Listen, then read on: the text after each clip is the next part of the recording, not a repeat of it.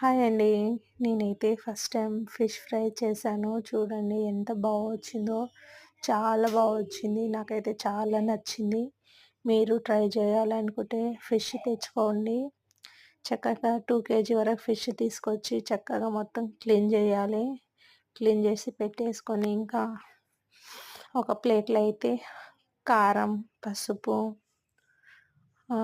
ఉప్పు, అల్లం పేస్టు, ఇంకా గరం మసాలా, ధనియాల పౌడర్, కార్న్ ఫ్లవర్ ఇవన్నీ యాడ్ చేసుకొని నేనైతే ఇవే యాడ్ చేస్తున్నాను. మీ టేస్ట్‌కి మీ రుచికి సరిపడా ఇంకా ఏమన్నా యాడ్ చేసుకుంటే అది మీ ఇష్టము.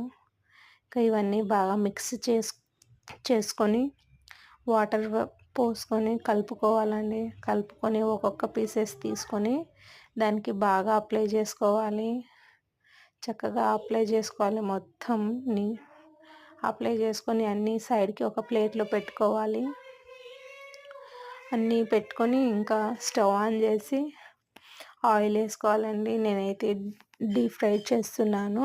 డీప్ ఫ్రై చేయాలంటే అవి ముక్కలు మునిగేటట్టు ఉండాలి. అయితే డీప్ ఫ్రై బాగా వస్తుందండి. ఇది నేను ఫస్ట్ టైం ఒక అక్కని అడిగి చేస్తున్నాను. ఎందుకంటే ఫిష్ అంటే అంత ఇష్టం ఉండదు, కానీ చేస్తున్నాను. బట్ చాలా వచ్చినాయండి. ఇంకొకటి నేను మీతో షేర్ చేసుకోవాలనుకుంటున్నా. ఇది ఫ్రై చేసుకుంటా. మనము ఇంట్లో చేసిన రుచి రావట్లేదని బయట ఫుడ్ బాగా తింటుంటాము. అలా తినొద్దండి. ఇంట్లో ఎందుకంటే మనం న్యాచురల్గా మనం తీసుకొచ్చి మన చేయితోటి మనం మసాలాలు కలిపి మనం వండుకొని తింటాం కాబట్టి చాలా బాగుంటుంది. బయట ఎప్పుడు తెస్తుర్రు, ఎప్పుడు తీసుకొస్తుర్రు, ఏం మసాలాలు కలుపుతుర్రు, ఎలాంటి కలర్స్ కలుపుతున్నారు, ఎప్పుడుది అది ఏం చూడమండి. మసాలాలు కలిపి ఏదో నిమ్మకాయ పిండేసి ఇచ్చేస్తే మనం లొట్టలేసుకుంటా తిని మన ఆరోగ్యం పాడు చేసుకుంటాము.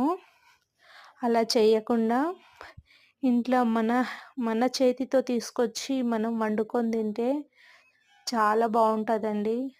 ఒక్కొక్కసారి టేస్ట్ రాకున్నా పర్లేదు, టేస్ట్ వచ్చేటట్టు చేసుకొని మనమే తినాలండి.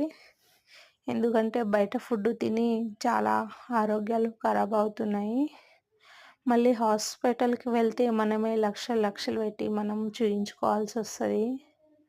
అది ఎవరు చెప్పారు? మనం డబ్బులు పెట్టి తిని మళ్ళీ హాస్పిటల్కి మన డబ్బులు పెట్టి చూయించుకోవడం అదెందుకు?